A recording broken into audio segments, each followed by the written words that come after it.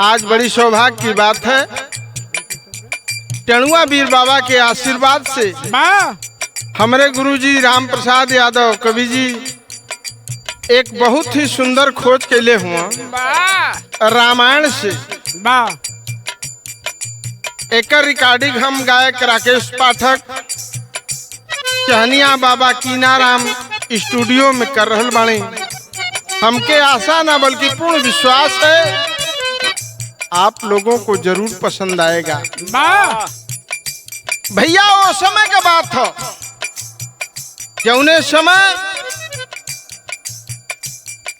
राजा दशरथ जी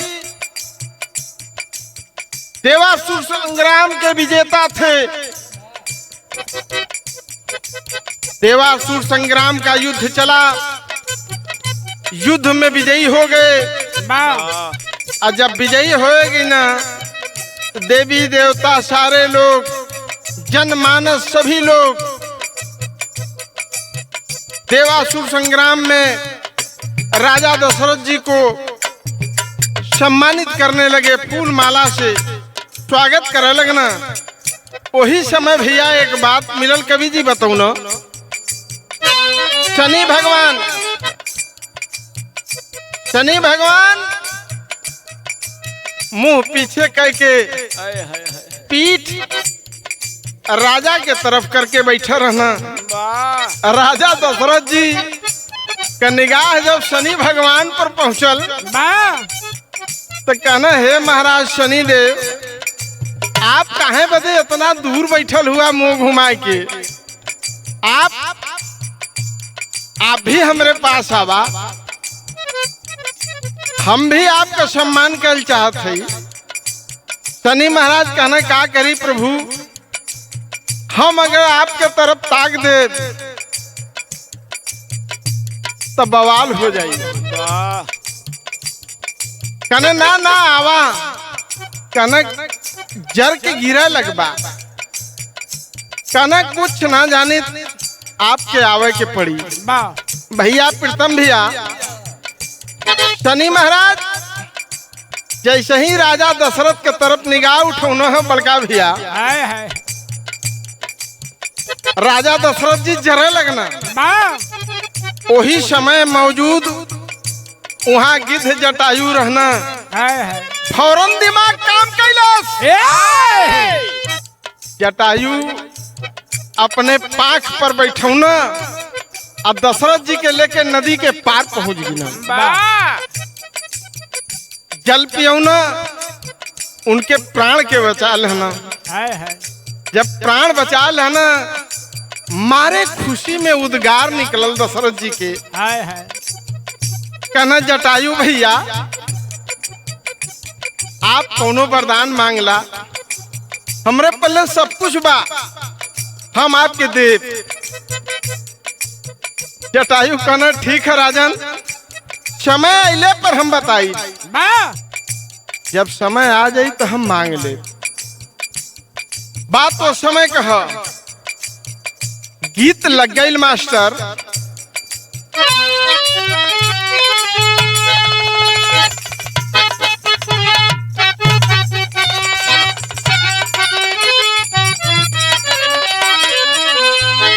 ये देखा भैया, हमारे मास्टर साहब बजा देना। ये जमाने के जवानी के रवानी रामदेव गुरु जी के जवानी का गीत रहल। बड़े बड़े गवैयन का पसीना छूटत रहल भैया। कहनाम बा, और नथुनिया का गुजवा,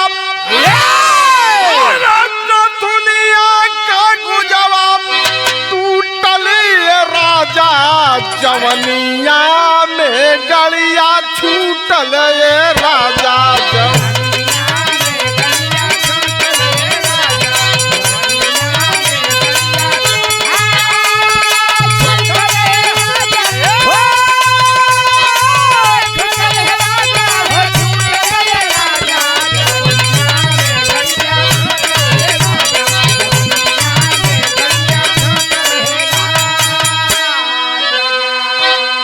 लेकिन हमारे कवि जी राम प्रसाद यादव यादव का कलम खुराफात कैले है। का खुराफात करत है?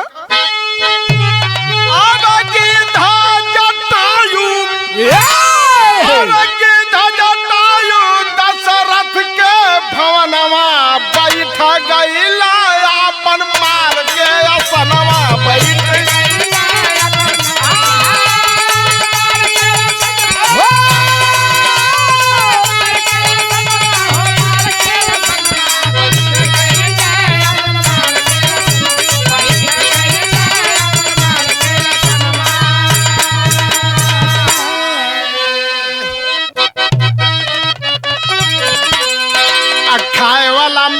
कैसे पाख फहराई के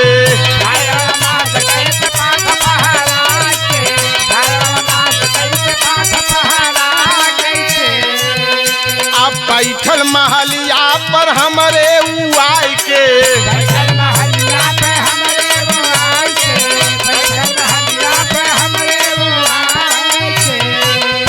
अरे रहलो रघुराई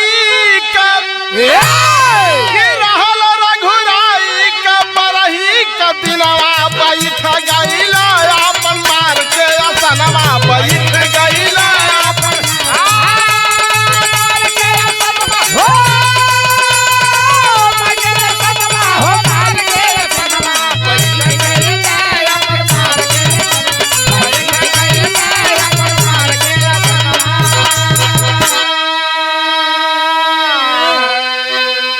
बात के समझला एकदम कहानी शीशा के तरह अलगे अलगे फैल जाई। कहनाम बा भगवान राम के बरही के दिन रहल अब महल के ऊपर आके गिद्ध जटायु बैठ गए।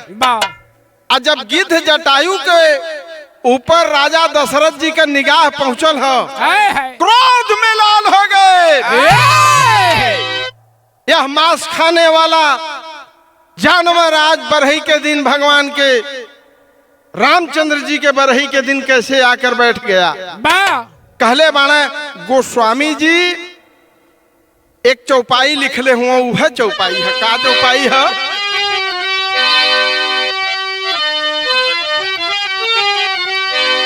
मंगल भवन अमंगल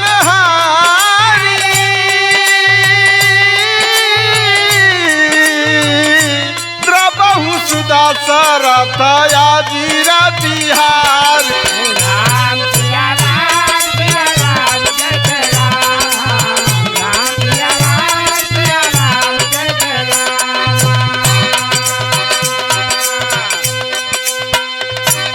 राम। यह चौपाई है। मंगल भवन अमंगल हारी। आज मंगल के दिन ये अमंगल कैसे आकर बैठ गया। बात वही चौपाई कह। जब इतना बात गिद्ध जटायु सुनले हुए राजा दशरथ जी का, तब उस समय गिद्ध जटायु एक बात बोलना। क्या बोलना?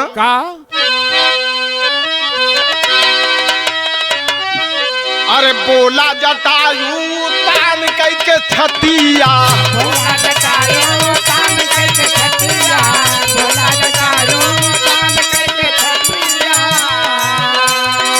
याद करा देवासुर संग्राम वाली बतिया, याद करा देवासुर संग्राम वाली बतिया, याद करा देवासुर संग्राम वाली बतिया। अरे देहले हवा जवन, देहले हवा जवन राजा बड़ा दनवा बैठ गईला आके।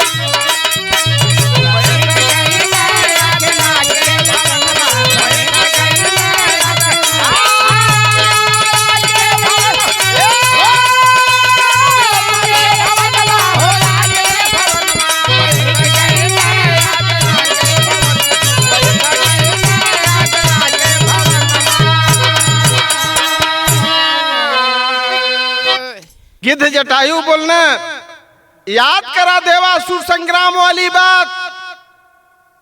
जब मैं आपको अपने पीठ पर बैठा करके नदी का पानी पिलाया, आपके प्राणों को बचाया, तो आपने कहा था वरदान मांग लीजिए।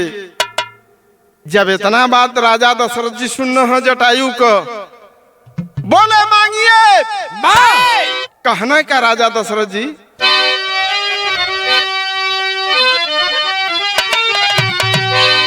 रघुकुल रीत सदा चली आई, प्राण जाई पर बचन न जाई।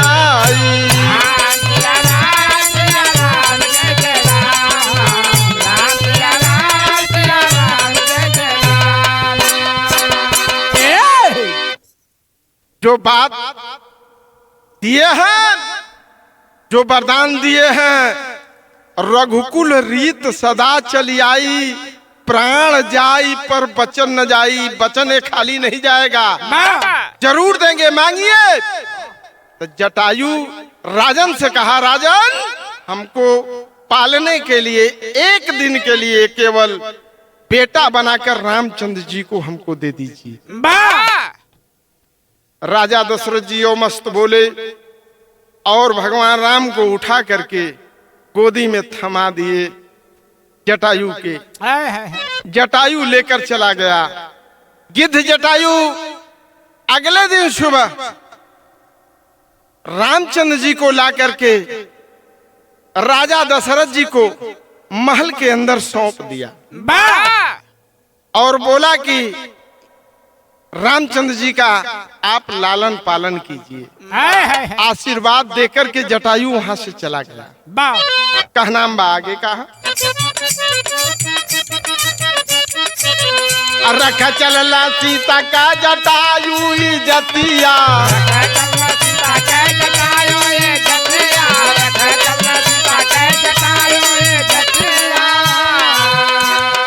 रावण से युद्ध कैला चिरई का जतिया,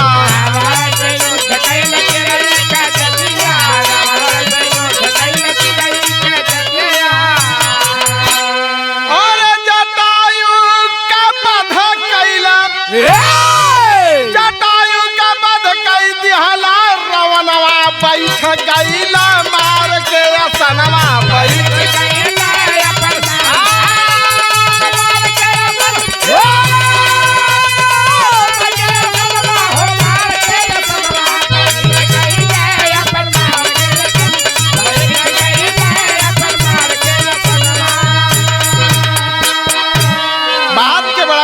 आप लोग सुन ला, जौने समय पंचवटी से रावण सीता जी को लेकर के चल देता है हरण करके, उस समय जटायु आवाज सुनता है रोने की सीता जी की। सोच लिया जटायु, आज मेरे वधू की इज्जत की सवाल है। जात तो चिरई का हूँ लेकिन मानूंगा नहीं, लड़ूंगा। रावण से युद्ध किया, युद्ध में वीर गति को प्राप्त हुआ। भगवान राम जब खोजते हुए सीता जी को आते हैं तो जटायु गिरा पड़ा था। जटायु को उठा करके भगवान श्री राम जी ने सीने से लगा लिया।